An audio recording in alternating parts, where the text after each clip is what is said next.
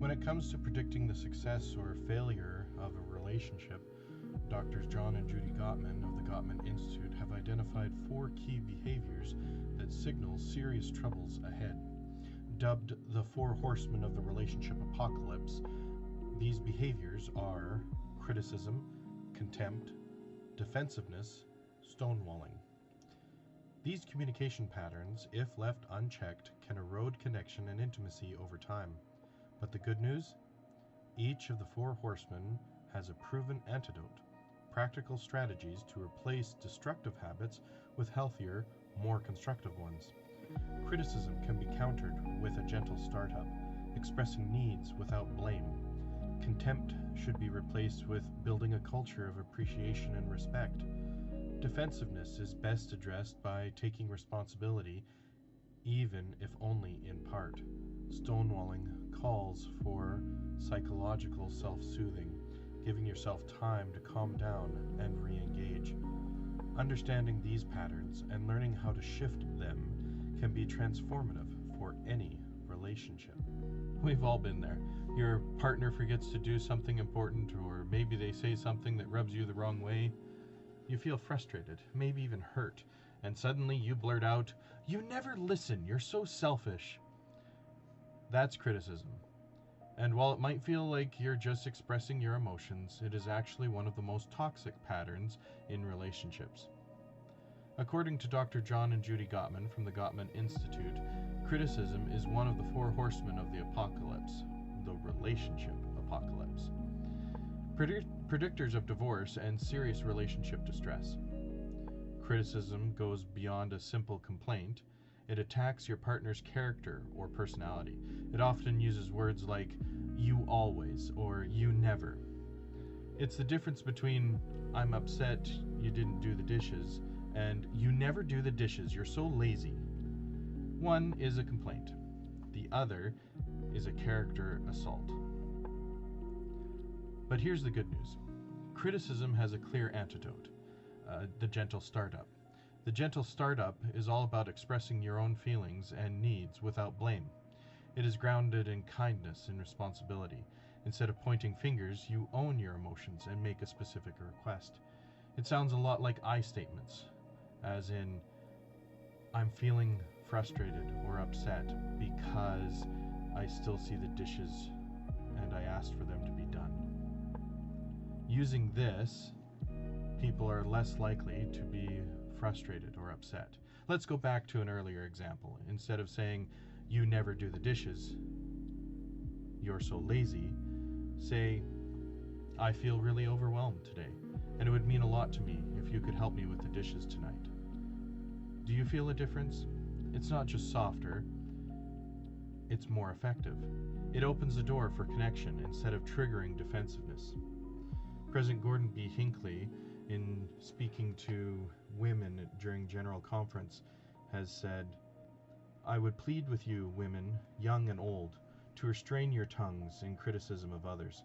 It is so easy to find fault. It is much nobler to speak constructively." Now, this isn't something that would just affect women. Men and women often criticize their partners. So here are 3 quick tips to master the gentle startup. Start with I statements. Focus on how you feel and not what the other person did wrong. Express a positive need. Say what you do need, not just what's wrong. And number 3, keep your tone warm and respectful. Delivery matters. Stay calm and grounded. The number 3 is often harder for men to do than women, so it's a matter of practice. When you use a gentle startup, you're not just avoiding conflict, you're building trust. You're saying, "I care enough about us to speak kindly even when I'm upset." Criticism always pushes people away. The gentle startup brings people closer together. It is not about being perfect, it is about being intentional, choosing words that heal instead of hurt. Now, next time you feel the urge to lash out, pause, breathe, then speak from your heart. Start with an I statement. Express a positive need. and keep your tone warm and respectful. Your relationship will thank you.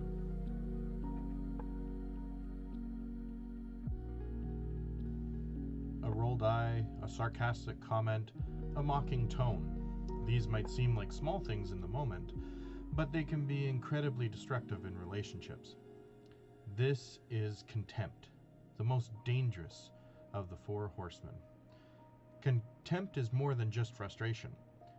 It's when you treat your partner with disrespect or superiority. It shows up as sarcasm, name-calling, eye-rolling, even subtle sneering.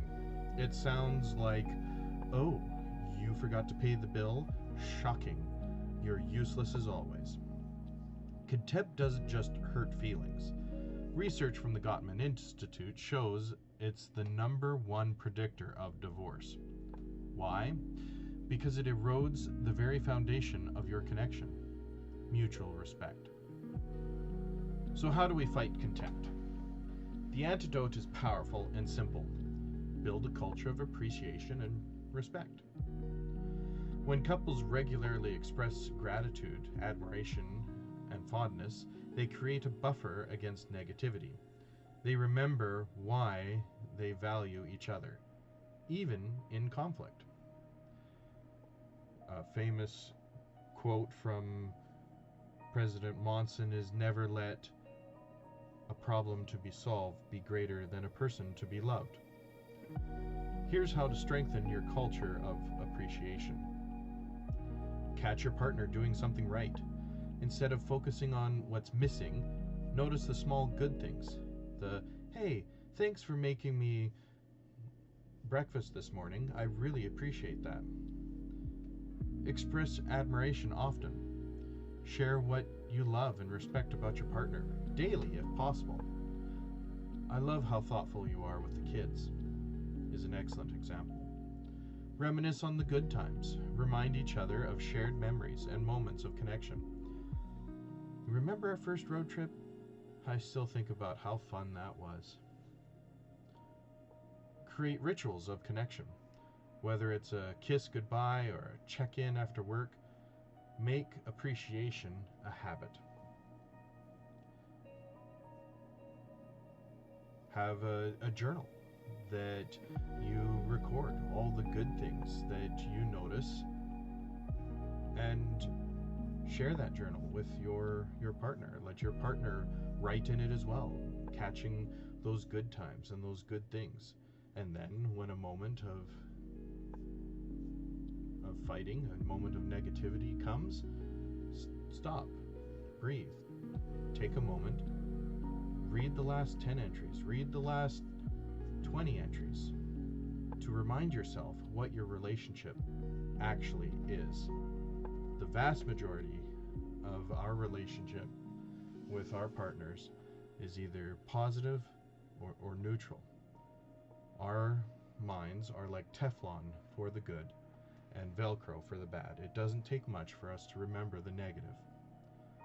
The more you nurture appreciation, the harder it is for contempt to take root.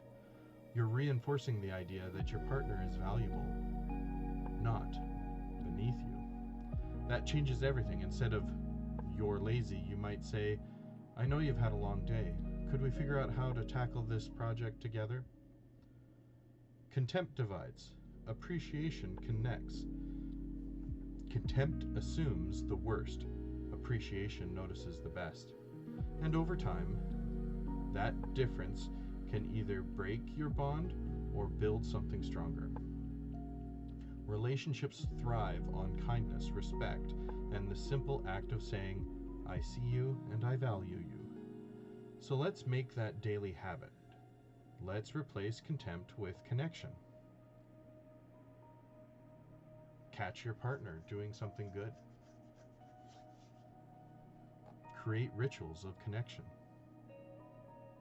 Reminisce on the good times. Express admiration often. Set up a journal where you record in your own words the things that you appreciate and notice in your partner, and they vice versa.